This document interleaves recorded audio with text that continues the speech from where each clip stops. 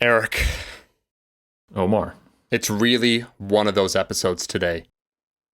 It is. I don't know what you're referring to, but I agree 100%. There's many things going on here, man. One, we're going to give everyone a unique opportunity, okay? We're going to position something in front of them that would be simply irresistible and they would be foolish not to take advantage of. And that is our way of giving back. They think the value added here is the Q&A that we're about to do. And yes, we did post on Instagram. I asked people, and you would be shocked, Eric, at the quality of questions.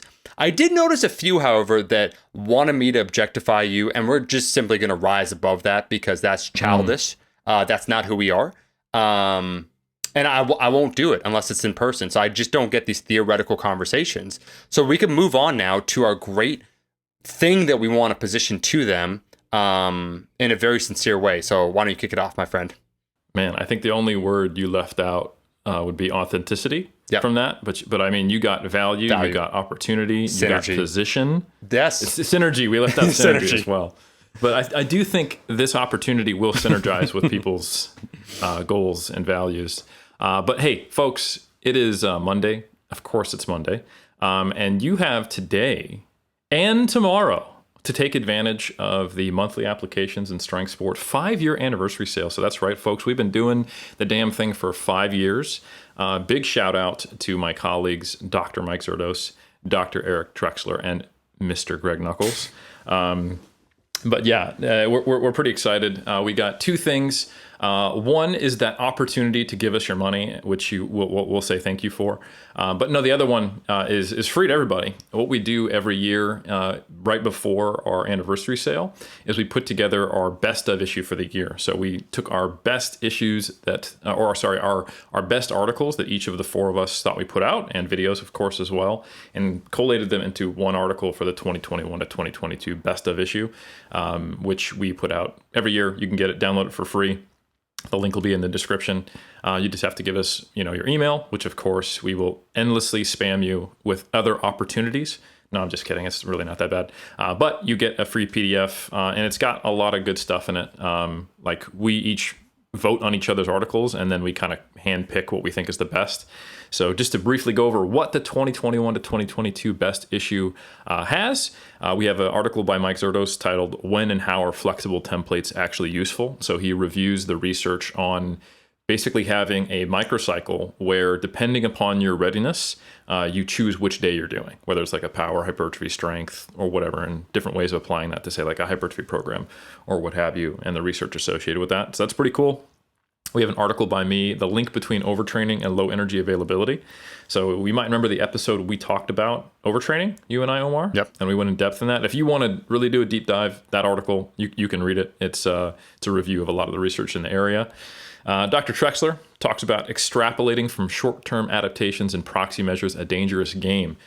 So he uses an article on like polyphenol supplementation and recovery and protein supplementation to really go all in on, hey, maybe there's some issues with, say, like MPS data and what we can and can't take from it, and really understanding why we hold applied studies to a greater level of evidence in the hierarchy than, say, something that is just looking at an acute outcome. Not that they're useless, but just kind of understanding that spectrum. Then Dr. Zerdos, you guys will love this. We've had a lot of positive feedback recently on our episodes where we've talked about like failure and intensity, and kind of getting a better understanding of that. He has a great article titled "The Most Comprehensive Look at Proximity to Failure Yet." So he covers, this is a really in-depth article where he looks at all the various studies and like how far from failure can you be without necessarily compromising strength or hypertrophy gains. And another one by Dr. Trexler, and this we actually recently talked about on Iron Culture. Building muscle in a caloric deficit context is key. So kind of the effects of being in a diet and how does that impact your ability to gain muscle mass. And then we got a couple of videos by Dr. Zerdos. One, time-efficient programming strategies, part 1.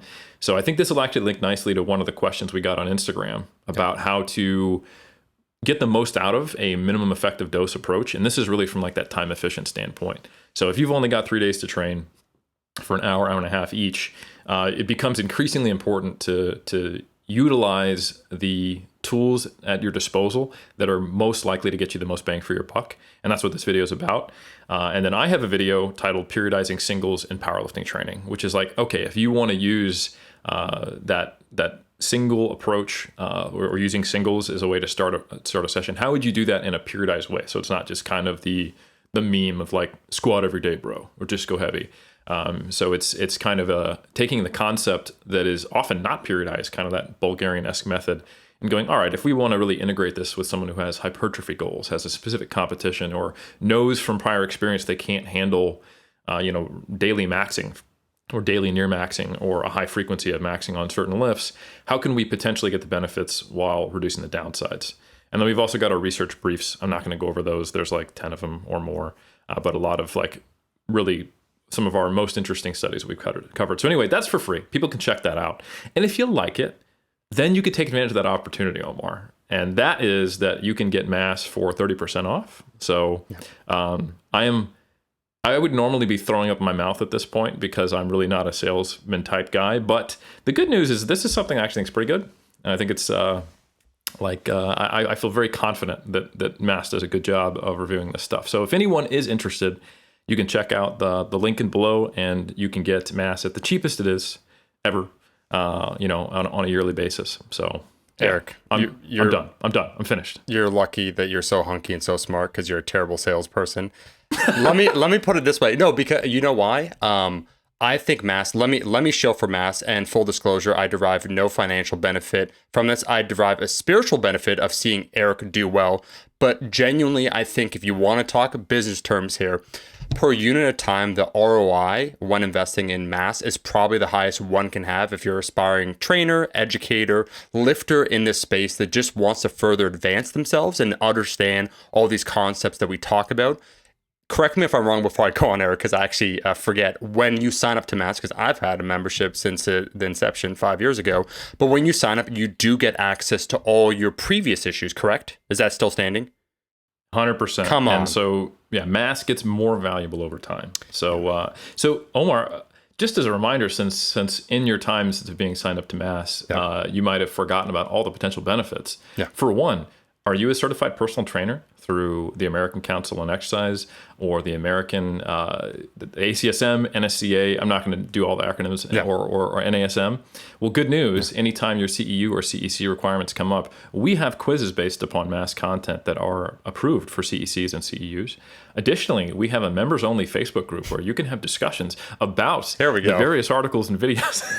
But seriously, we got opportunities to discuss this stuff. We have opportunities for personal trainers, and we also have a lot of additional resources built around interpreting research, because a big part of our mission statement is not just like saving you time and focusing on key studies, which will help you understand things related to strength sport, but also how to improve your own skills with interpreting research when you come across stuff and come across claims. So, yeah. Eric, I'm not done with it though, because what I want to say, we're highlighting the features. Because what you did, you pulled the knuckles. I remember we did the art and science of lifting, and it's like he'll just go down factually, like here's what it is, like here's an example, a free issue, and it includes. It's like you're right by highlighting that you can access retrospectively all the other issues, and we're talking like what there's close to maybe 5 times 60 issues. Like there's an exceptionally high amount of issues. Yes. Yeah, and then I do want to go on and say that for myself, it has been instrumental keeping me abreast when it comes to the latest research. I get to that concept of ROI, so your return on investment, reading it, where everything, you guys do a fantastic job of breaking it down, synthesizing the information, disseminating it to the masses, like pun intended, with Mass, in an understandable way that still has a deep dive quality to it. So if you want to nerd out, or if you really want to understand the intricacies of what's being discussed, you certainly can. But you also have a cursory understanding, which is certainly enough for most people. Like, hey, I want to lift, then I want to go on. So it's at your own discretion how deep down you go. So you get the depth if you want to be that person. You get the essentials if you're also like pragmatic, hey, I want to lift, this is the reason why.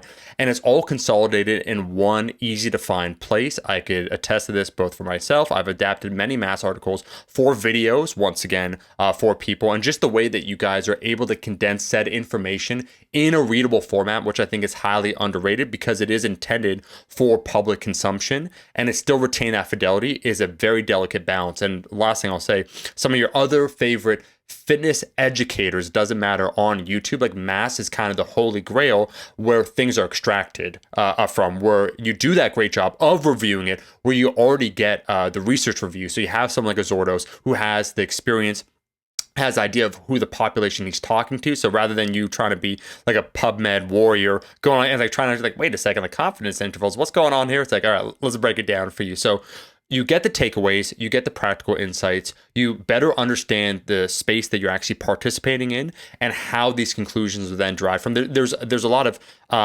direct benefits, I'd say, and then indirect benefits people probably aren't aware of. So I really do think, especially for what you guys charge, and again, I'm not the person that benefits from this. Eric is like, hey, I have a conflict of interest. I'm benefiting. I could tell you this. I think it's extremely, and I will say that word, valuable, and it's a no-brainer for anyone that wants to further their education as it relates to training and nutrition, period. Well, Omar, I appreciate that. You're the shill wingman, and I appreciate it. One last thing I will say, just because this is a podcast and people are listening or watching it, right, is we've got videos in every issue, and we have audio roundtable summaries of every single written issue as well. I think that started in like year 2. So if you're not huge on reading, or you don't have the time, or you want to listen to it while in your commute or while you do your cardio or something like that, that's an option, and that's one of the ways to get a more cursory kind of summary. And I know a lot of people do that. So anyway, we'll leave it there. We should probably answer some questions now, Omar. Yeah. Let's answer those questions. And I do want to just thank you guys, lastly, for what you do, because I keep bringing this about because sometimes we forget, those that grow up in the internet generation, those of us fortunate where you have immediate access to a wealth of information, this repository, this free repository, that trying to piece out some of the information online 10 years ago, it was a completely different animal. And so the ability basically to end that, the frustration of trying, like, is this actually good information? Like, is this, like, I remember that's why we bring it up, our own personal journeys, and then this journey of personal enlightenment that we're on, that there's so many rabbit holes you go down. You're like, wait a second, this guy actually, and no shame to anyone, is like a keto evangelist. Like this sounds true-ish to myself because I don't have the requisite credentials and whatnot. Oh wait, this is what's going on. So the ability just to have something essentially done for you that's easy to access and has correct info as we understand it, currently as correct as it could be, I would say, is simply fantastic. And with that being said, I will go to the first question. However, I'm done. We're pivoting. First question. So this is one that's relevant to me, Eric, because let's face it, I thought to myself before, I may have some legging body parts, and I thought maybe my whole body is one giant legging body part. And then you said, no, you have a back. And I said, okay, so I need the chest, I need the arms, I need the shoulders, I need the legs.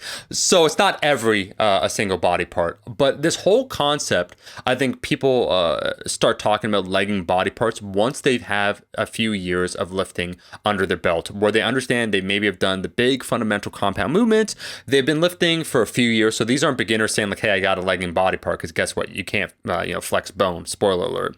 But they start to notice that their own physique is developing in certain ways. And we all have our own definition, perhaps, Eric, of what's aesthetic, right? Because those standards, depending upon what bodybuilding federation we're talking about, what era we're talking about, can certainly shift a little bit. But we all generally understand the concept when we say there's a legging body part, meaning at least maybe in a subjective fashion, you feel a particular area or areas are lagging behind or are underdeveloped compared to your respective other body parts. And this potentially becomes more pronounced over time as you're on that quest for aesthetics and you have an idea when we talk about symmetry, proportion, these training concepts of building and putting together a package that best represents you. So when we talk about legging body parts, we've seen several different approaches online. People talk about it different ways, specialization phase, so on and so forth. How would someone actually approach legging body parts if indeed one we identify this is the case, right? So like this is something that they want to do, and then how would they go about methodically planning a plan of attack in order to accomplish, the legging body part dilemma and solve it once and for all? Wow, I'm really impressed that someone typed all that out on all Instagram. Of it, bro. Yeah, first, all of it. Omar. That wasn't me. Yeah, someone. Definitely Terry. not you. Yeah, good old Terry. He's back. Terry's back. So I think everyone listening to this, what you can read between the lines is that Omar has maybe finally decided that he wants to leave Team No Calves. So at him, just dissuade him from actually doing what I'm about to suggest he do. Sure. But hopefully you can all tangentially benefit from this information. But no, I think you teed that question up really good, to be serious, Omar, really well, because it is something that almost becomes like a standard necessity for, I would say, even most people, if their goal is like bodybuilding. I don't mean just getting bigger, but they're actually concerned about like proportionality, aesthetic, symmetry, and especially for competitors, except for those who are just like gifted. Like, you know, they have the right limb proportions, they have a narrow waist, wide shoulders, just their bone structure. They have good attachments in all their muscle groups. So like, you know, their calves attach pretty low on their ankle. Their lats attach pretty low on their back. Their bicep insertions are in good spots. Like if you happen to be someone who has all those things, then you're only going to really have a quote unquote lagging body part due to either like a prior injury or just your training is set up in a way that's not like super symmetrical from a programming perspective.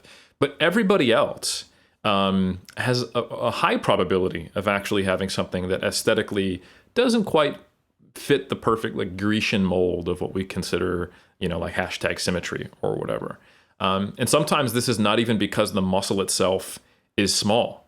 You know, for example, I don't have very wide clavicles. I don't have a very big rib cage. I'm not very wide. Like if you look at me from the front, my weakest shots are always front shots.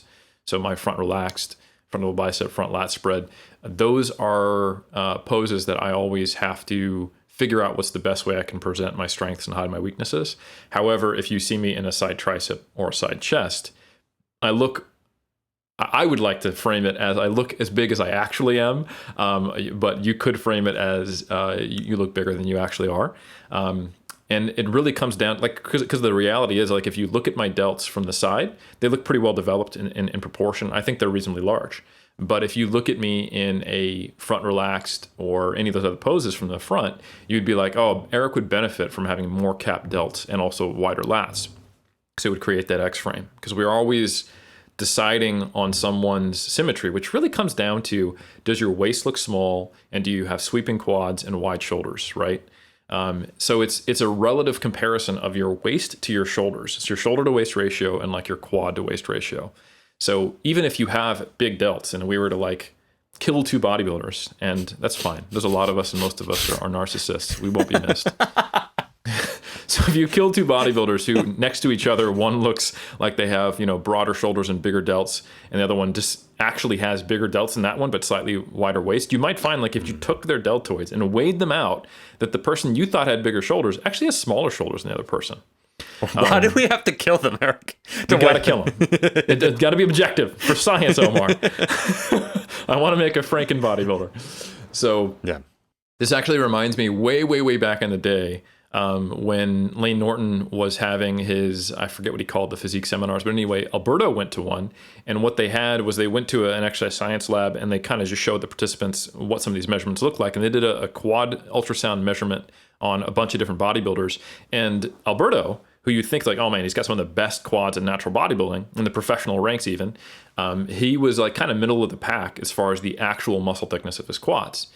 And it just goes to show you, like, you can't, I don't think if you were to do like full body composition workups of all the people in a bodybuilding show, would they have very good predictive power of then where do they place, you know? Like, okay, whoever has the smallest skin folds and the biggest muscle thicknesses, maybe if we normalize them to height, like if you did that, you might get something, but it's just not that clear cut. How you pose, how you look in relation to yourself and to others, it's just a huge component of scoring and the aesthetic assessment. And it's funny, sometimes like, and you know, like we've talked about this, we did the videos in 2018 on your channel, how like the 25 fat-free mass index is kind of horseshit if we look at like, you know, impressive physiques, people who are true outliers, which are the ones who, you know, get the credit as they should. If we look at the pre-steroid era, we got people in the 28s, 29s, even around 30. If we talk about like John Grimmick in 1941, who were in, you know, not modern stage condition, but pretty damn lean for the grand scheme of things. So in many ways, the fat-free mass thing just makes me roll my eyes, but it's in some ways refreshing because Like if you look at a picture of Jim Cordova, and if you don't know who that is, shame on you. But this is like, mid 2000s, super impressive physique, probably some of the best genetics in bodybuilding period I've seen, not just natural or non-natural bodybuilding. But Jim Cordova, when you look at him, you're thinking, okay, he weighs 220, but the dude's like, he's competed in the high 150s, low 160s. Like he was normally like around 165, like a middleweight, and not a big middleweight. And he's, like 5'8", I think I recall correctly. So like he's very normal sized. But the way his structure is makes him look gigantic, like just boulder shoulders, wide lats that insert into his butt, amazing arms, and he's kind of built like a shorter Arnold. So he just looks incredible, and he was kind of in the pre-Doug Miller era. He was the guy who everyone was like, if you saw pictures of him, like, no, definitely not natty. But someone who is like, using fat-free mass index, they're like, oh, wait, but he looks so much big. Okay, well, if I go by the numbers, so it's like, it makes people, I think fat-free mass index, sometimes when people see these bodybuilders who look way bigger than they actually are because of that structure, they realize how much bodybuilding is an illusion. And, steroids don't make you look better. Like they make you bigger. And if you happen to look better because of that, or you look more freaky, then yeah, they make you look bigger. And if you assess bigger as better, then you might disagree with that statement, but that's subjective, Yeah.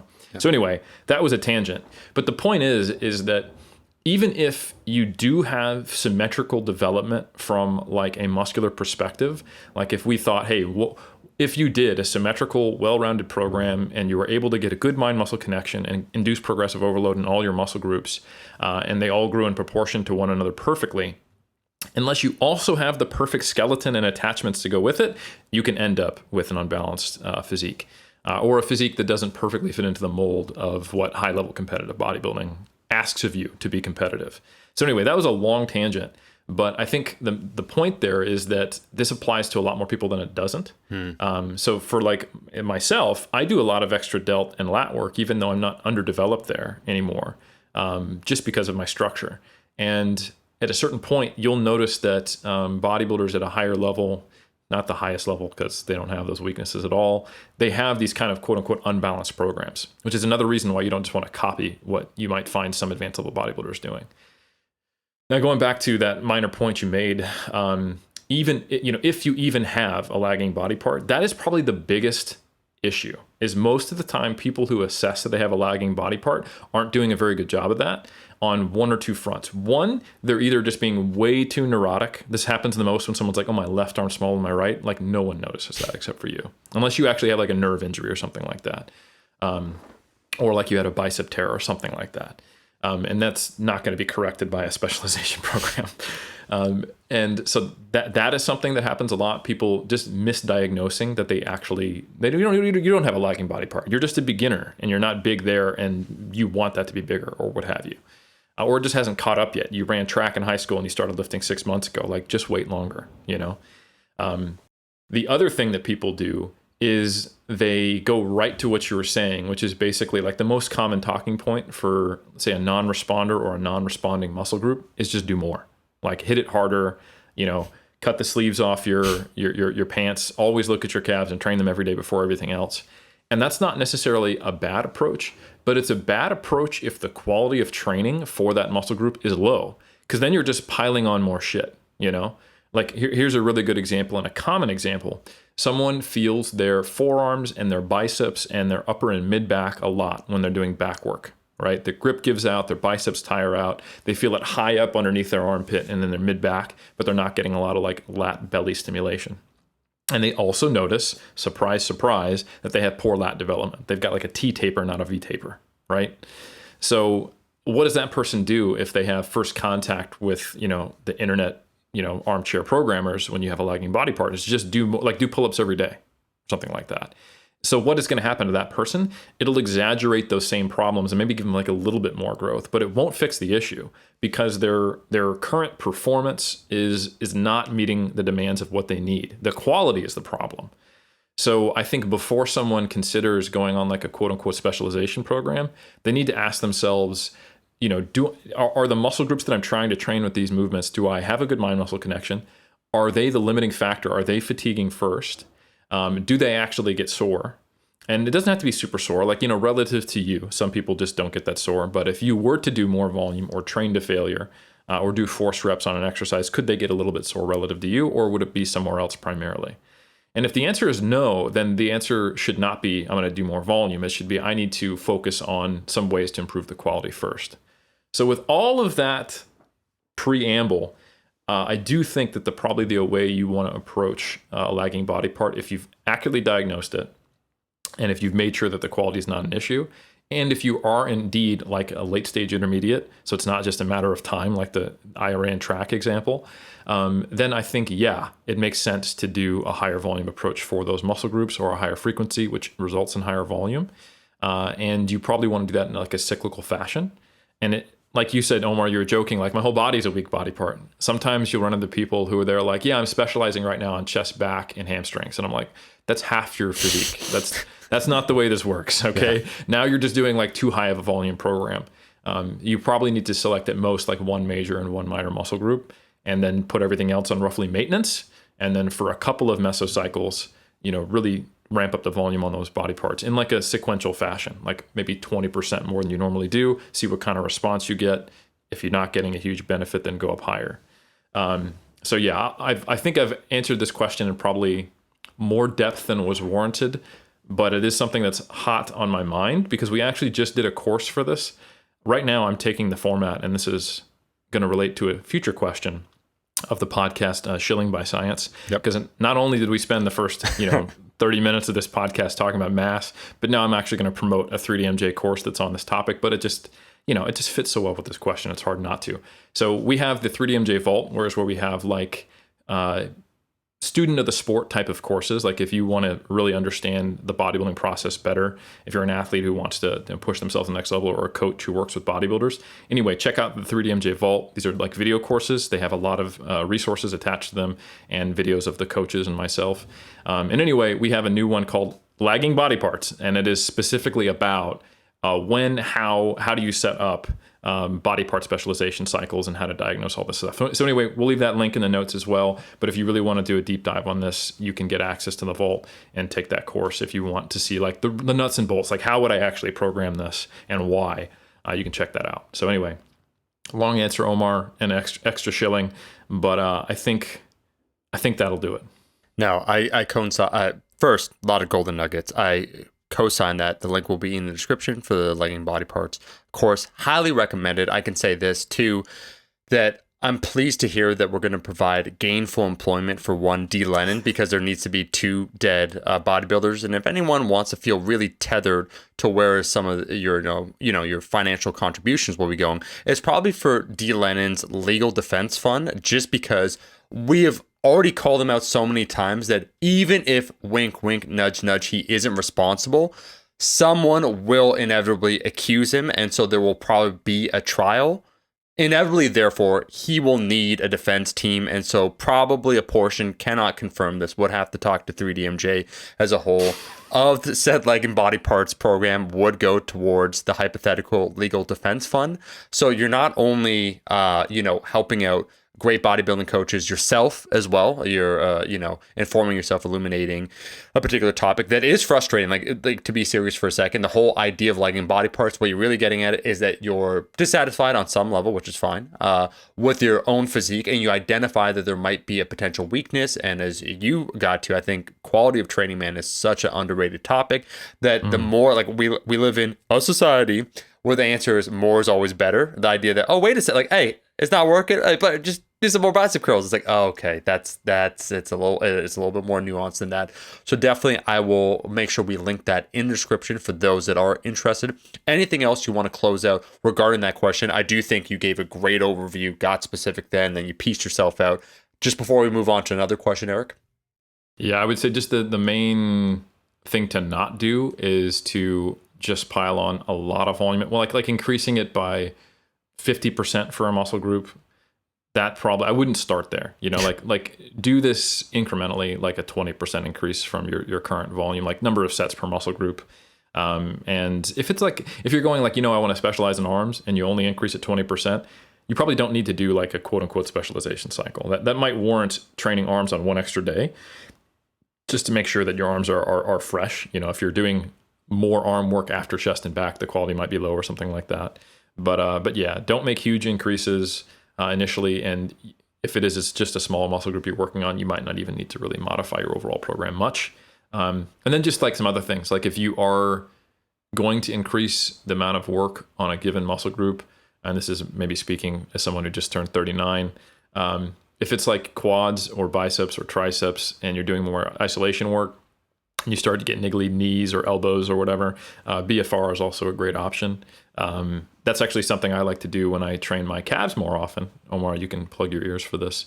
But like if I start to increase the frequency, like I can get pain in my arches if I'm trying to do like a lot of calf volume. But if I reduce the load a lot by doing, like BFR, that can help. Because you can load up calves pretty heavy, being the type of lever they are.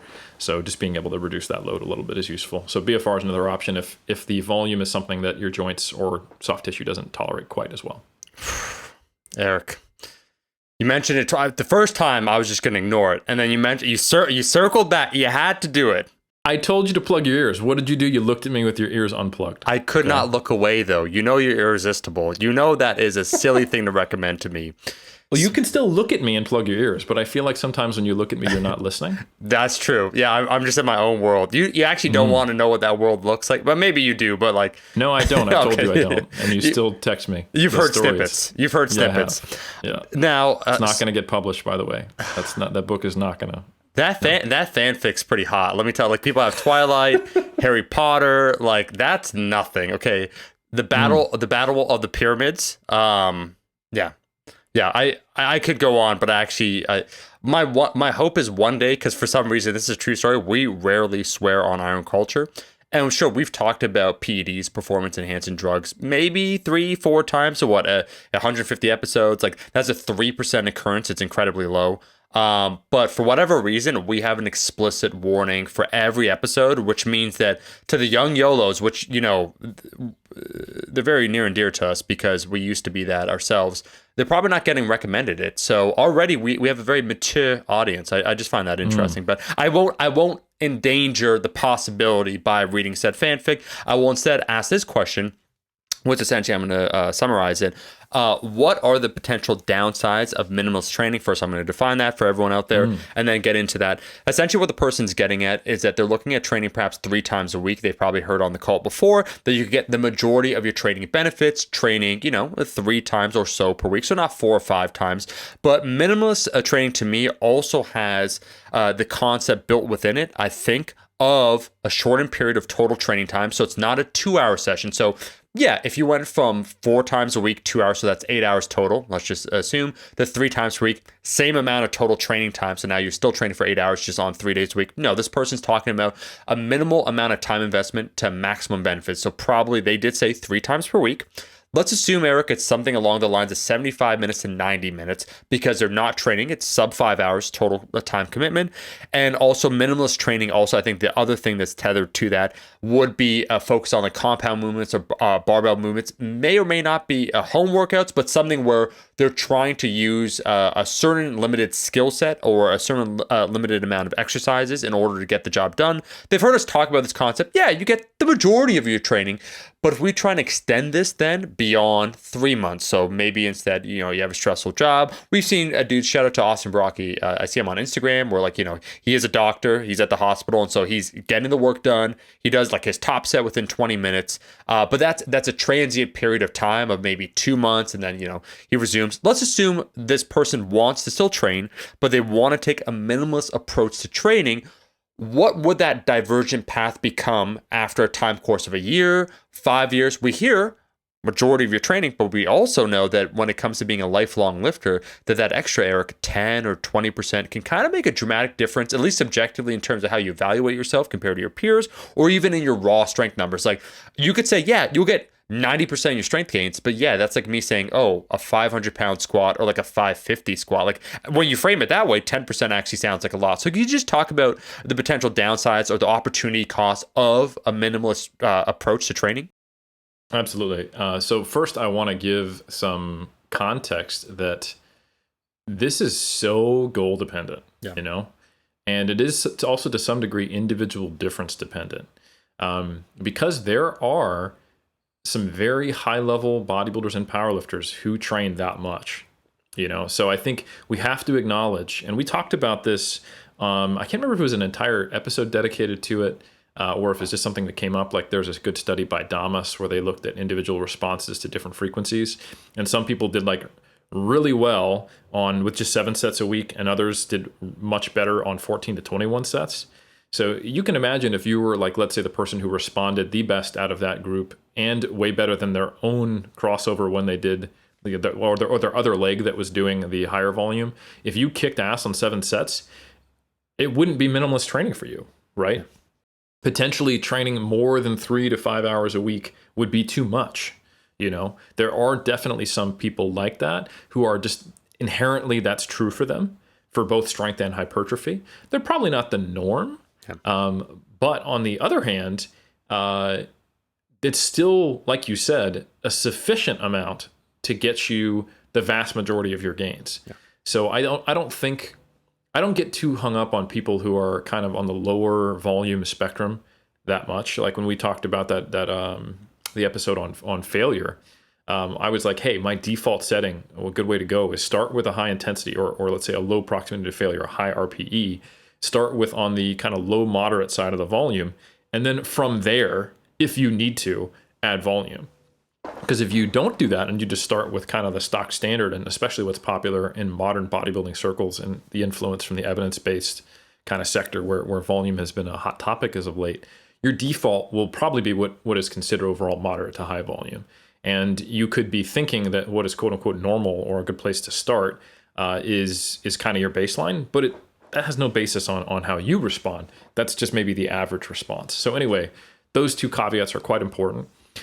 Some people can get to the peak of their potential. Like, for example, Ben Howard, really fantastic UK bodybuilder, trains 3 days a week. And he's like, you look at the dude and it's hard to think like, oh, he'd be so much better if he just did another training day. He's very experienced. He's at the pro level and he's a pro champ. And if you were to, think about the amount of experience and how much he pays attention, just listen to the guy, he's intelligent. Or another example is Jeff Alberts.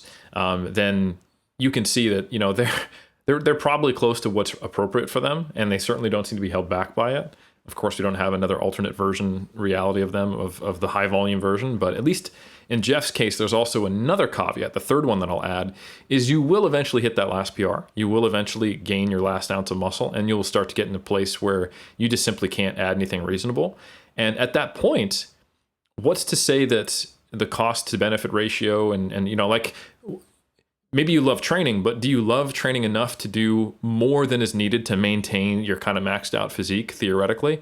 Maybe not. Maybe you want to just spend more time living life and, looking jacked, but not necessarily trying to get jackeder when it's unlikely to happen, So I think sometimes when you look at high level lifters who have achieved a physique that they are pretty proud of, if they're using a low volume approach, that might be closer to a maintenance approach, which of course could be that.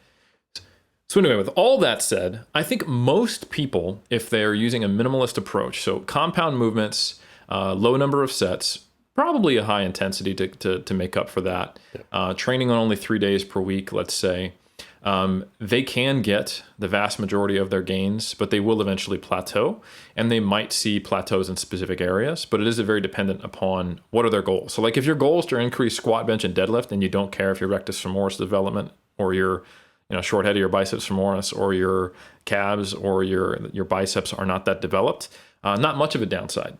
And you can just, within the context of those 3 days, program and be intelligent and, use elements of periodization to get pretty damn strong. And I don't think you'd be that much behind, other powerlifters. But I think it is pretty apparent now when we look at how far powerlifting has gone and how much powerlifters train these days, and what it takes to go from being what would be a very impressive in 2012 to very impressive in 2022, that you're probably going to have to do more. And the anecdotal experience I've had is that to go from kind of like that early stage or even mid-stage intermediate to beyond that, you typically have to do more than you did. And that's not a linear relationship. It doesn't keep happening. And sometimes the answer at a higher level is to even reduce volume a little bit, just because you're so good at moving those loads that you can fatigue yourself a lot. And there is probably some relationship between the absolute load you can move and the effect on your body and recovery. So if you're doing primary axially loaded compound movements and you've gotten very, very strong for your size, if you're, a $170, but you can squat over 500 pounds, like a set of 5 at a 6 RPE, that's hard because you're squatting like 400 pounds. That's a lot of load to have on a relatively normal sized dude, right? So I think there are a lot of considerations in that way, but I do think that in most cases, like if your goal is to get as jacked and as strong as humanly possible, or either or, as jacked or as strong as humanly possible, and you are not someone who is on the low end of the bell curve of responding to low volume, you probably will, like you said, Omar, get to about 80 to 90% of where you can get, and you're going to start to plateau. Now, let's say you're someone who's just like, look, I have a crazy job. I have 14 kids. Me and Mike T, we have the same babysitter, right? And I'm never going to have more than 3 to 4 hours. What you can do is you can go through specialization cycles, to kind of go back about what I talked about. Especially if your goal is strength, I think this is easier. You put your deadlift or your squat on a very minimalist approach. You just want to have minimal decay in those movements, and then you basically are doing 3 bench sessions with supplementary squats and deadlifts, and I think you can get far. So you were essentially trading efficiency, because if you did train 4 or 5 days, you might be able to make progress on, say, 2 lifts at a time, or maybe even 3, although that is kind of the golden paradise that no one ever reaches in high-level powerlifting. Increasing all 3 lifts in one mesocycle, who are you? Are you even human? But a good cycle of training is when 2 lifts go up. That's probably not going to be able to happen for you if you want to get from that 500 squat, like you said, Omar, to 550. You're probably going to have to do a squat specialization cycle on 3 days per week. And therefore, you might be able to get there to 550, but it'll be at the cost of slowing down the progress on your bench and your deadlift. And you'll have to kind of repeat that process and, keep one on the back burner, but still warm.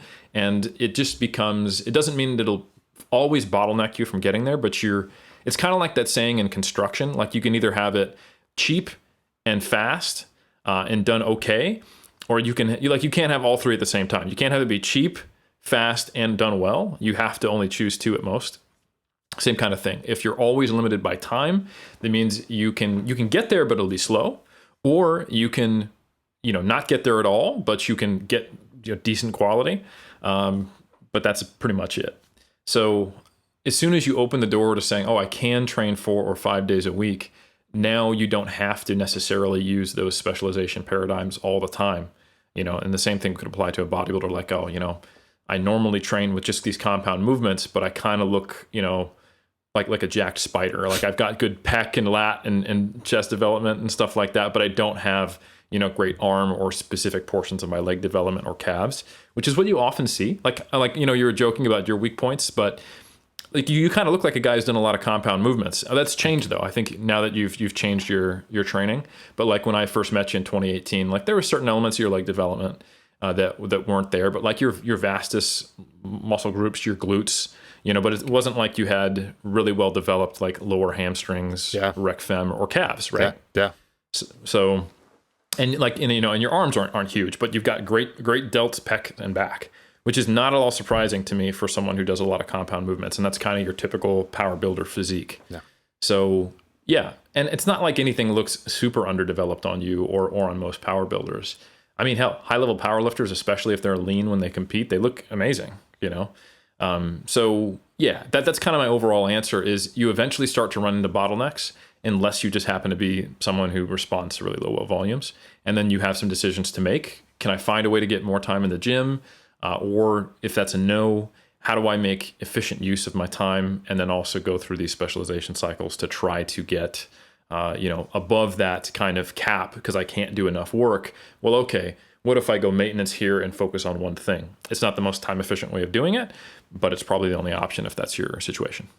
Eric, what I couldn't help but think about when you began answering that question, you spoke about the different disciplines, and sure, if you're trying to pursue strength and a certain theoretical point, there's an increased time commitment necessary. One, probably from your training time standpoint. recently I got to train with Jessica Bittner again, and then Leah. I'm gonna butcher her last. Is it Bavoli?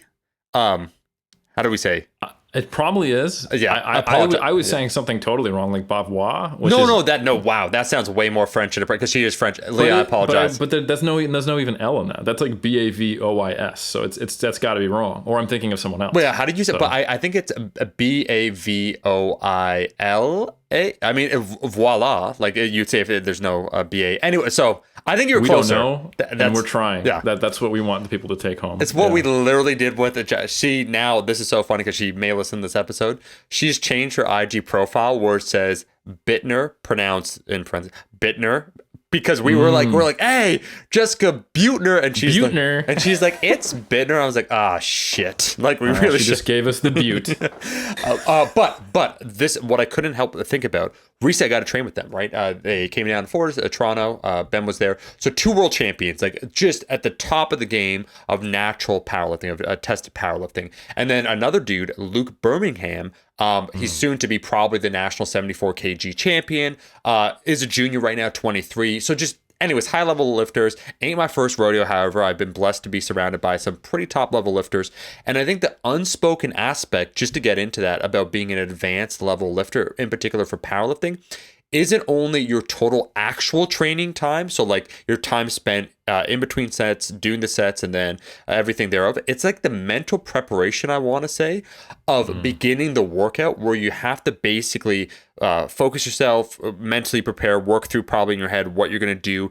And that's why I think the meme of like, oh, foam rolling doesn't work, or this, that, or like whatever, for some of these lifters, it's not particularly helpful, only because some of those modalities they choose to do are essentially what I would describe as fidget features of just getting in the zone. They're like distractions, like things they do of a ritual in order to prepare for a high level of performance. You could look at any athlete that competes at a high level, like baseball, basketball, soccer, and they're swinging the bat. Do they need to swing the bat 83 times before they go at bat? Certainly not. But there's a level where you need to be able to get in that zone to prepare, like, okay, I got a big squat day. This is what I got to do. And there's usually X amount of time that I would say gets increased on average for lifters the stronger they get, especially when they're at that level.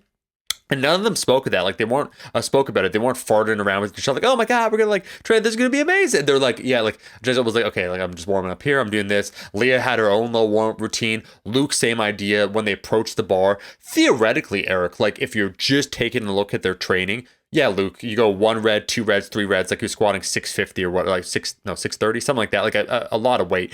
You could do it. Your body's recovered within 3 minutes. Like that's a warm-up set. It's not a high cost to you. There's not a lot of fatigue. But inevitably, I tend to notice that trend of high-level powerlifters where they need that time to mentally prepare. However they choose to do that. However they choose doesn't really matter, but the time course on average definitely seems to increase. I do think that's an interesting factor, especially remember we had earlier 2 years ago when the pandemic first hit, the concept of the time investment, that if you're looking to maintain, that time investment is much lower. And I couldn't help but think, I definitely think like using Austin is a great example of someone who could just get in there. I think it's Eric because he's a Scorpio, maybe a Libra. I know he's big in astrology, but he just has that mentality. He get in there though, but he's also, is he hitting a PR? Maybe not, and maybe that's the way that he can do it. But he's a perfect example of as efficient as one can be, where his time is so valuable that he only has 30 minutes. But I think when you open it up to the average lifter competing at that level, I can't help it. I don't know if you'd agree with that the time gets inflated, not artificially, but I would say almost by necessity, in order to go to that place where they can perform at that level. Yeah, I 100% agree. You know, like it's hard to fathom getting strong enough to where weights that would crush mere mortals are your warm-ups. Yeah. But they still feel heavy. Like, this is something that, Bryce has talked to me about, because this is a guy who, if you're not familiar, I've worked with since 2010, I want to say. So that's 12 years. And over that time, he's gone from being, a reasonably strong bodybuilder to a world champion powerlifter. Yeah. So I remember when he, missed 495 as a squat in competition because he got out of position. And I remember when he first hit 700 pounds. And I remember when he's gotten to the mid 700s. And there was a period of time where he, like he was telling me, I want to say 4 or 5 years back, like he gets nervous for a 600-pound squat, Yeah. That's an RPE 5, like when he was still a 105, like now he's dieted down to 90 kilos and it's a little, it's heavier, but he can still smoke, 600 pounds on any given day. But it's still putting 600 pounds on your back and walking it out when you're 5'6". Like it's a lot of fucking weight, and there's that one swear word that's going to keep us explicit. So yeah, I do this, and I'm not nearly that strong. I think about the workout when I have some heavy loads coming up for hours in advance, and that's not by choice, because I'm intimidated by it, and I think the warm-up process and the mental gymnastics, and for me, a lot of what I try to do is to not think about it, but it takes me effort and things like you're discussing, like how do I do the warm-ups? What music do I have on? Am I talking to my wife or not as my workout partner? How do I like there's effort and tasks to be done to manage my anxiety, or it's hard not to not think about it. Or if I am going to think about it in a facilitative way, that also takes effort and it takes time. And you don't get under a bar when it's heavy weight and you without feeling confident, or at least not unconfident, right? Yep. Yes. So whatever it takes to get there is like you said, it's a necessity. And sometimes that necessity has a time cost. So yeah, you're 100% right. No, I found that I couldn't help but think about that. And people, to your point, Eric, that haven't been there to that level of strength where no matter what you do, like your warm-ups, they're absolutely heavy. You're proficient at this lift, so you can execute it at a relatively low RPE. But if you get out of position, there's many things that could go wrong versus someone, if your RPE 4 is like a 135 bench, I'm sorry, but like, when you bench that, yeah, it might still feel like a relative, the RP is the same, but the actual execution difficulty is definitely higher to still execute at RP4 when it's at like 400 pounds and your RP4 equivalent would be 400. Yeah, dudes who are novices and drop 135 on themselves is something that you can see if you just go to a commercial gym 5 days a week for 2 months. Yeah. They'll be back next week, You're fine. But yeah, when your warm-ups are 2 plates and heavier, you potentially die when you drop the bar on yourself. So I think it is something that is fundamentally changes with a certain level of absolute strength and experience. Now, Omar, hey. It's my turn to ask a question. Okay. And so big shout out to Zach Vaughn, who asked this highly inflammatory question. Oh boy. That I'm gonna give him the benefit of the doubt. I'm gonna cool myself off and assume that he knows this and he's just trying to set us up to give us the opportunity to speak truth. Yeah. And the question is, are we trying to copy the Stronger by Science format? What a stupid ass question. I mean, that, Zach, you really, I've known you for years. Unless he's teeing us up. Yes. He is. Yes, another fan. No, he's a member of the cult. But no, I would say that we need to establish this because there's some people that try and encroach upon your territory, and the only thing that you can do is wipe them out. That's what we learned from Breaking Bad. Don't enter my territory. Don't enter our territory. If we take a look at the actual time course, the events of what transpired, you would notice the following. The very first episode of Iron Culture was launched auspiciously on my birthday, February 9th, 2019. And it was Eric's gift to me because he said, this is how I remember at least, this could be part of my fanfic, that we'll be together forever in one way, shape, or form. And that's how I took it. And that was his birthday gift for me, that we're basically together in some format for eternity. Because he said, I can't commit. I have a prior. It was very confusing, but nonetheless, I know the date. It's February 9th. That's our first episode, 2019. So 3 years ago and change, we're on like episode 160 something now. Clearly, that is the date. And then, wouldn't you know it, some copycats who, see, I said this quote before, but Shakespeare, the bard himself, has some fantastic quotes. And when he says, methinks the lady doth protest too much, it's performative what they're doing, where every single episode, Stronger by Science, will say that they were absolutely the very first fitness podcast. Now, by admittance of saying that every single episode, it betrays a lack of confidence because it's an overprojection. If you simply look at the dates, Eric, you'll notice that their very first episode was May 10th, 2019.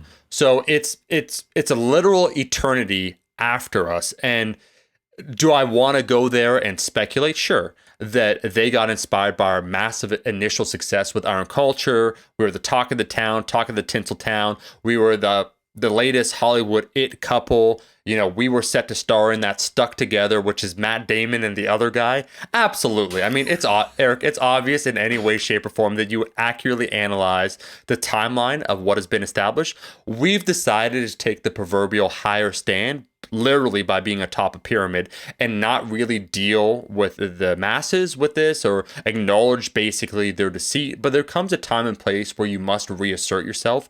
And so, Zach, I appreciate the opportunity for us to meme and to banter and make jolly with one another.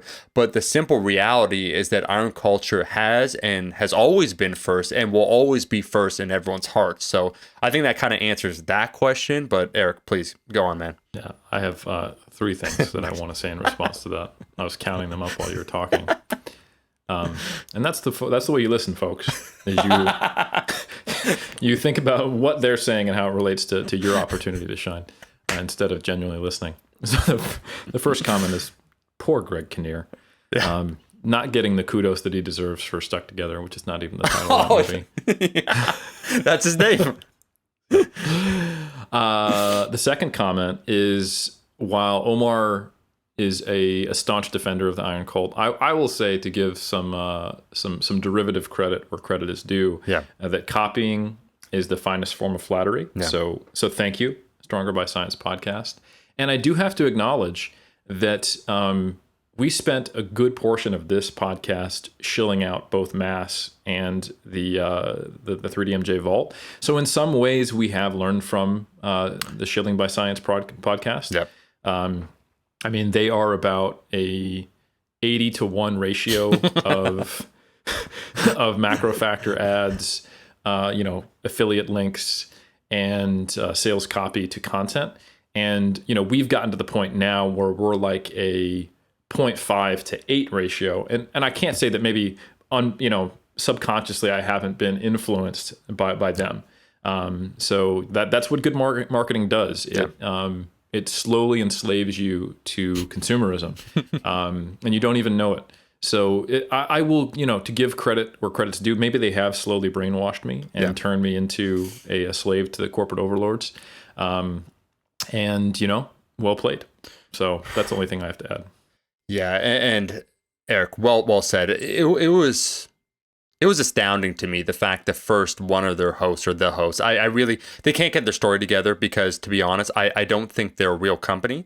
Omar, if I could just say real quick, it's a mess over there. I don't know if you know this, but I'm actually technically a temporary guest, one-time primary host of the Stronger by Science podcast. Wow. Yeah. And I'll tell you this, they asked me to come back. They said, hey, would you make this a permanent thing? Apparently they had some contract dispute between Greg and Eric. Yeah. And I said, I will never come back on this podcast again unless you ask me, period. Yeah. That was definitive. And then Greg was like, well, I'm asking you right now. And I said, well, I don't want to be a host because that takes too much responsibility. But if you want me to come on in the future as a guest, I would be happy to. And then I proceeded to just tear him a new one. I was just ruthless. And I said, thank you for letting me be on. No, you're quite declarative. I think that no one can misconstrue anything that you said.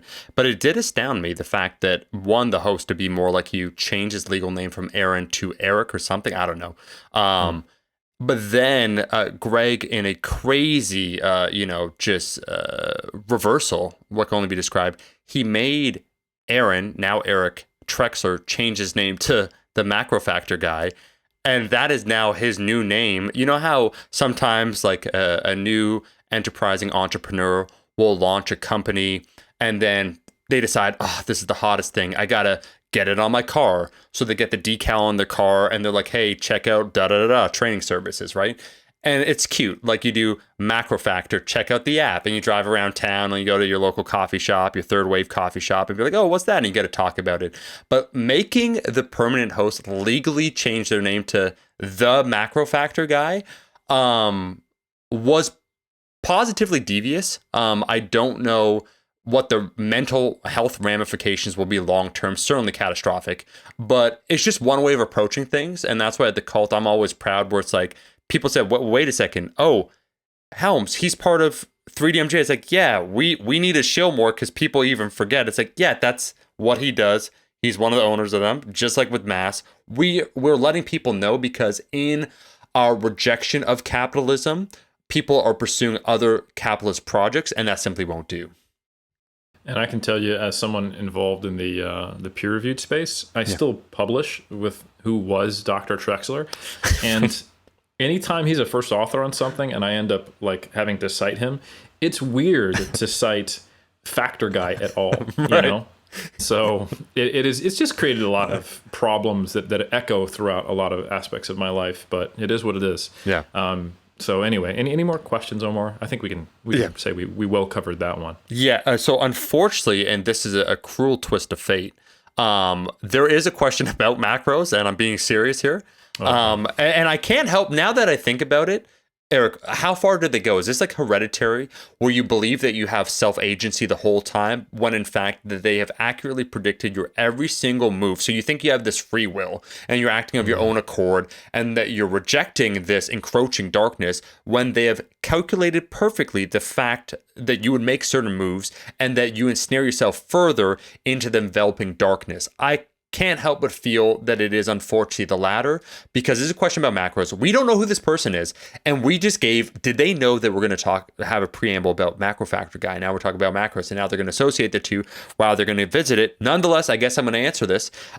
So I think the IG name was the Monado, which once again, I don't know if that means stronger by science in another language, but maybe.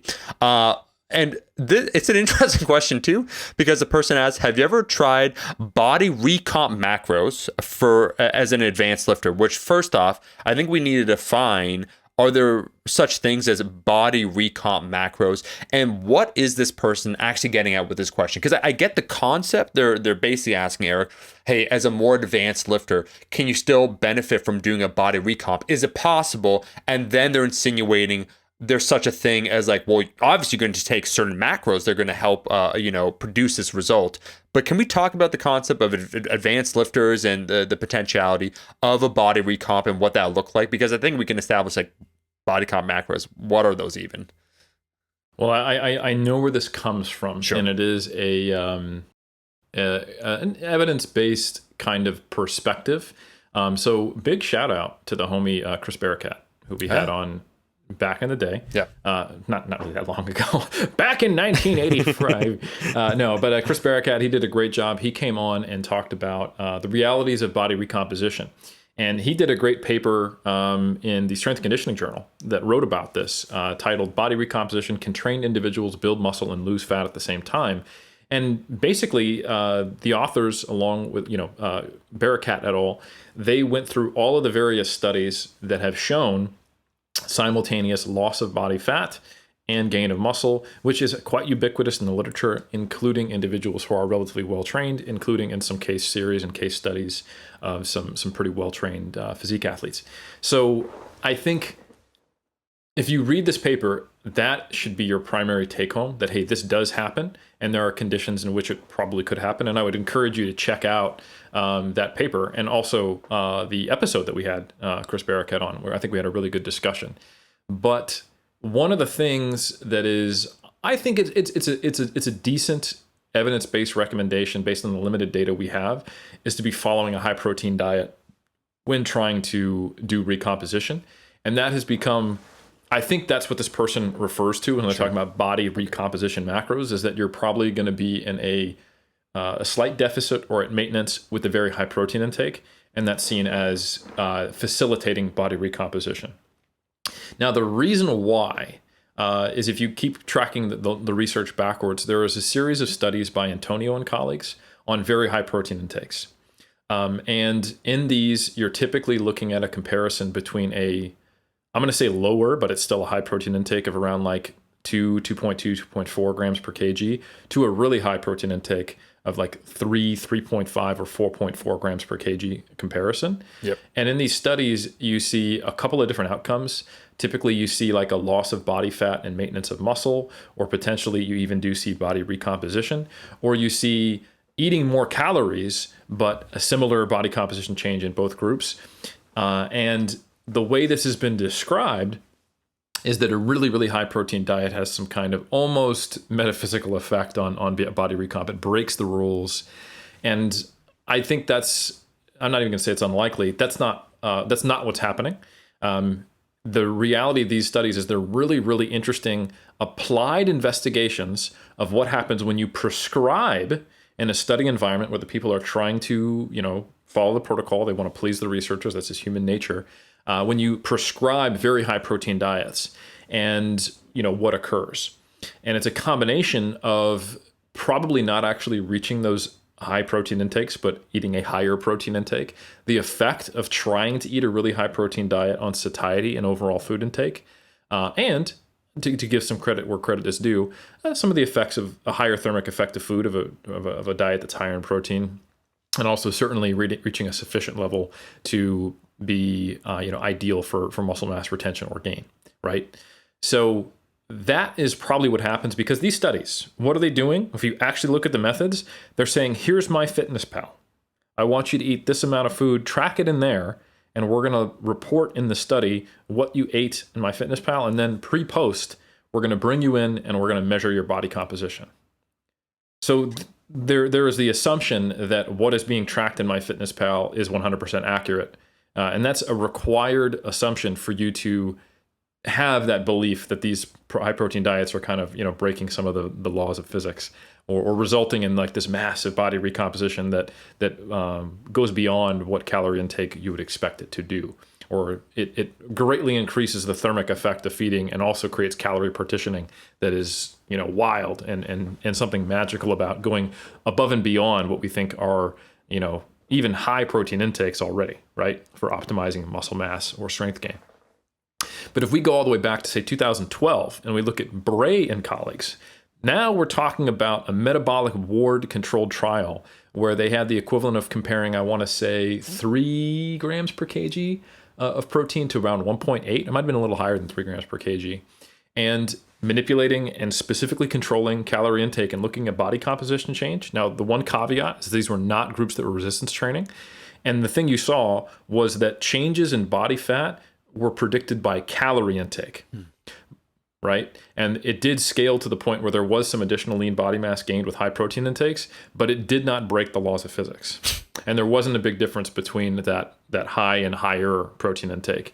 It did favor the higher protein intake a little bit, but it never broke the laws of physics. It wasn't this crazy like, oh, they started to lose fat despite the fact that they were eating the same amount of calories, or there was no fat gain because they were eating so many grams of protein, and protein can't be converted to fat. That's another one, is sometimes people look at the mechanistic aspect of this, like what are the metabolic pathways to turn protein into body fat? And they're like, oh, it's not going to happen. The conversion is so circuitous. But what you forget is that you're still using protein for energy, and that energy therefore does not need to be supplied by the fat you eat. So a greater proportion of the fat you eat is actually getting stored as fat when you're on a high protein diet. So it's not relevant that the protein itself can't be directly converted into body fat in an efficient manner. And so it just doesn't seem to break the laws of physics. So anyway, if we go back to the study, or rather the paper that was written by Barakat and colleagues, one thing they do is they have a table that shows all the various body recomp studies and trained lifters, and they're ubiquitously high protein intakes. So the recommendation from that is, better safe than sorry. If you want to replicate the times this has occurred, you should probably eat a high protein diet. But none of these are comparative trials. There has not been a study that goes, hey, we're going to try to induce body recomp in these two trained populations. You're going to eat 2 grams per kg, you're going to eat 4 grams per kg, and we're going to see if body recomp is better in one or the other. And in fact, I don't think that would occur if you actually had high compliance with the protocols. I think what happens is when you ask people to eat ridiculously high protein, it displaces other nutrients. It actually drops their intended calorie intake lower, whether they realize it or not. And body recomposition, which if we define it as the loss of body fat while gaining muscle mass, is most likely to happen in a slight deficit, right? It's very difficult to lose body fat because of the energetic value of fat when you're in a slight surplus. So but it's not that hard to build muscle being in a slight deficit. Of course, the larger the deficit, the leaner you are, then it becomes more challenging. But yeah, you give someone a hard training stimulus, which if they haven't done a study recently and you're getting pushed to that level of effort, and you give them a slight deficit, they're probably going to put on a little bit of muscle while they actually lose some body fat in a slight deficit, which might occur because you put them on a high protein diet, but it ain't magic. So I am kind of unraveling the idea of that there are body recomp macros. And if you're still a little bit skeptical and you're like, well, like, but I mean, all the studies where it happened, they had high protein intake. I know we don't have a comparative trial, but absence of evidence is not evidence of absence. I'm still going to go with a high protein intake. Then the question I have to ask is, does that even make theoretical sense? So if there is this point between being in a surplus and between being in a deficit where you're around maintenance, where protein for some reason gets more effective than other cases, that's weird. So now we're saying that a high protein intake is good for recomp, but based on meta-analytic data where we are comparing different groups, a high protein intake doesn't benefit you any more than, say, around like 1.6 to 2.2 grams per kg. Like going to 3 grams per kg or 4 grams per kg in a surplus doesn't help when you have more chips stacked in your favor. That doesn't make any sense. Like, I'd make better gains if I just reduced my calories. Like, hold on, So there is no real reason that higher protein intakes would specifically benefit recomposition rather than just simply trying to put on muscle, like gaining. And I think one of the things that I think Chris Barakat accurately pointed out, and that I think should be emphasized if your goal is body recomposition, is that this isn't a haphazard process. Like, if you are a high-level lifter, you're relatively advanced, and you're going to try to go through a period of recomposition, you need to really dot your I's and cross your T's. You need to get a lot right. And the idea of why potentially a high protein intake could benefit you is because it leads to unconscious changes, right? It's like a broad brushstrokes that leads you to behaviors that you're not intentionally trying, that puts you into maybe a more appropriate calorie intake for recomping, while just kind of going, better safe than sorry, high protein intake. That's not the mindset you should be in. If you're trying to do body recomposition, you need to be having a very close look at progressive overload, the amount of volume you're doing, thinking about what's the most training you can handle while not overdoing it, while you're maybe in a slight deficit or eating at maintenance. You need to be making sure that you're eating sufficient protein, arguably high protein intake, but I don't think any higher than normal, 1.6 to 2.2 grams per kg or 0.7 to 1 gram per pound. And then controlling fat and controlling carbohydrate intake. So you are eating enough, you're fueling your workouts, you're paying attention to nutrient timing, but that you are still, over time, in a slight net deficit. So you're giving yourself the best chance of gaining muscle while also losing a little bit of body fat, and then not trying to do it when you're getting too lean. Like, that's probably the best approach. And that's not what's happening in these studies where people are just eating a high protein intake. They're just going like, I can't get all this protein in. I had my 4th whey protein shake for the day. I'm not going to eat as much of my dinner, but I logged the whole thing even though I left some food on my plate. Those are two very different things, and they have different mindsets, right? So yeah, to answer your question, Omar, or to answer this person's questions, Omar, there aren't such a thing as body recomposition macros. There's probably an appropriate calorie intake, and then still utilizing the same protein range you would for, if you were going through a mass gaining phase, maybe erring on the higher end of it if you're going to be in a slight deficit, just to make sure that, if you are using more protein for energy that you're consuming, that you've kind of made up for that shortfall. But I don't actually think it would make that much of a difference so long as you're within the optimal range. Eric, I want to say you bodied that answer, but I just feel that might potentially endanger one of our beloved friends, once again, with either a legal battle or something like that. So I'll say, I think you astutely answered that. I do want to add that I think when it's commonly referred to as body recomp, and I could say that well-educated lifters talk about this concept, this elusive concept, advanced lifters, and I think what they're partially, exactly what you're getting at, referring to is that subjectively their physique looks better when, one, they dial it in, when they're eating around maintenance, probably to your point, they think they're around maintenance, they're probably in a slight deficit, and due to the transient effects of training and like fluid and where it's stored and everything else, they become a little bit more focused with their training. They clean up probably their diet. So they're still eating around, maintenance, but things that might cause bloating or other such things. And so they're training a little bit harder. So they're a little bit more pumped up. They're less bloated. They're more motivated. There might be other factors outside of that. So they're also applying themselves more to training, like so on and so forth, that because likely being an intermediate or advanced lifter, they're paying very close attention to their physique. They do notice small changes. Weight might be even the same. And once again, we talk about this concept of time course. It's like 2 weeks. They're like, oh, I look like over a 2 week period, I look better, but I'm still the same weight. Well, actually, you could be holding on to water once again. You could have lost some weight. So you actually could be down in body fat, same level of muscle mass potentially.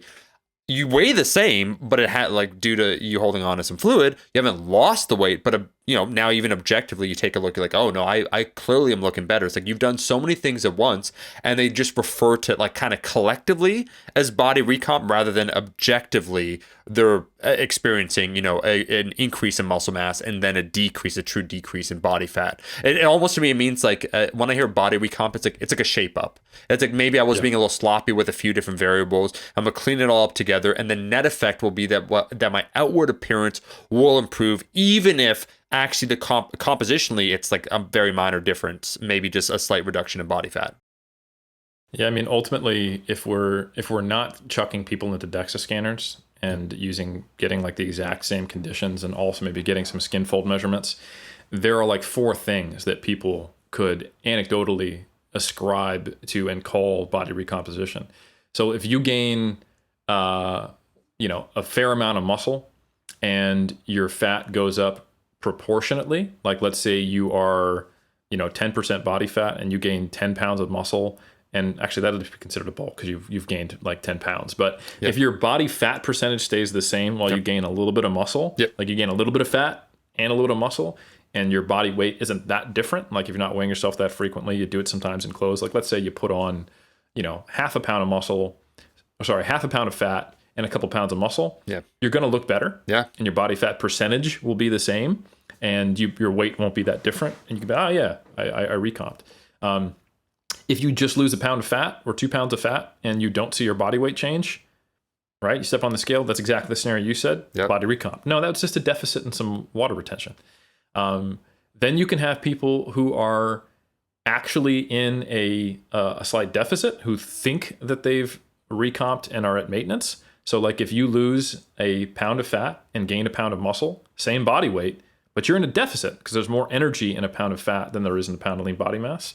And those are all ascribed as the same thing, and that's not necessarily the case, or if you just clean up your diet and there's, let's say, less bloating, and you just gain muscle, but you don't gain fat. So you're definitely in a surplus, but you look a little less watery, then that's also going to be considered a recomp, So you lose some water weight, gain some muscle. Like all of these things are potentially going to look very similar, despite the fact that some are you at maintenance, some are you at a slight deficit, and some are you at a slight surplus, and some are just shifts in water. So, yeah. Eric, we've done did it. Okay, we spent the time, we dropped the bombs, we answered the questions, we left them wanting more. But I think this is perhaps the perfect launching off point for us to go into the sunset together. We had some fantastic questions, and maybe if you want to go ahead and leave a question down in the comment section below, we may use it for another Q&A. Is there anything you want to mention in closing? Now that this is like, they who will not be named, try and release as many episodes as possible to integrate as many different show moments as possible. That's not us. Is there anything you want to say in closing? Yeah, we're not going to be the folks who just continually shill for a whole episode. So what I'd like you to do is go to strongerbyscience.com/mass, and you can get mass at a discount right now. 30% off, as I understand it. 30% off, that's right. And for those of you who are not yet convinced of the value of this opportunity, disruptor, synergy, authenticity, Twitter, I don't know what else to say. Check out the free, think of the value of that opportunity, okay? Best of issue that you can download, all the best stuff. It gives you an idea of what you're missing out on if you don't take advantage of this opportunity. Yes, I guess you also get the benefit of just having access to all those articles for free, but really, that's just a pitch. And what do you do with pitches, Omar? Hit a home run. Catch them. Yeah. You catch them. Okay. You hit a home run. It's an opportunity. Both of those work. I don't know how sports work. Baseball is very confusing. So I've been too close to cricket here in New Zealand, and I've lost all perspective. So anyway, No, but in all seriousness, I don't have anything else to add. Nice. I just thought it'd be great to pitch something once you said we wouldn't do that, and I thought that'd be funny. No, and and we're done. And I will say in closing that if you want to check out an educational course on legging body parts, 3DMJ, you go ahead. That will be the link below Mass. And once again, this can neither be confirmed nor denied because I'm not a part of 3DMJ, but allegedly, if a legal defense fund needs to be set up for one of our friends in Ireland, then a portion of the proceeds will go towards that. And I do think that's a just and worthy cause. So not only you're helping yourself and your minuscule muscles, you're actually helping a friend of the cult. So link to that is in the description. I'll just add that I will absolutely bring that up to the rest of the 3DMJ team. Thank you. In a very real conversation, in a very real meeting that we're having right after this podcast that is not scheduled, but I'm sure it's going to happen. And if I don't get the opportunity to bring it up there, I never will. Yeah. But you're 100% right outside of that, blatant statement that it's false. Yeah. And coincidentally, I must say that there have been no negative reviews of the course thus far. Everyone has had glowing things to say, and that is apparently because anyone that would badmouth either the cult or 3DMJ or Mass would be dealt with, is what I've heard. But again, we can neither confirm nor deny that. IPs can be logged, and those numbers can be emailed to people with emails that end in @SigmaNutrition. So I'll leave it there. Wow. Yeah. And go ahead. And with that not threat to the cult, we could say you could leave a rating and review on iTunes. That does help us out. So now this is a genuine call to action, CTA, as the marketers would say. Leave that rating and review. We will be reading them again because there's some fantastic ones, and we really do appreciate the insights in terms of what you take away or what you enjoy from this. Thank you so much. We're back every single Monday. We'll see you in that next episode. Until next time.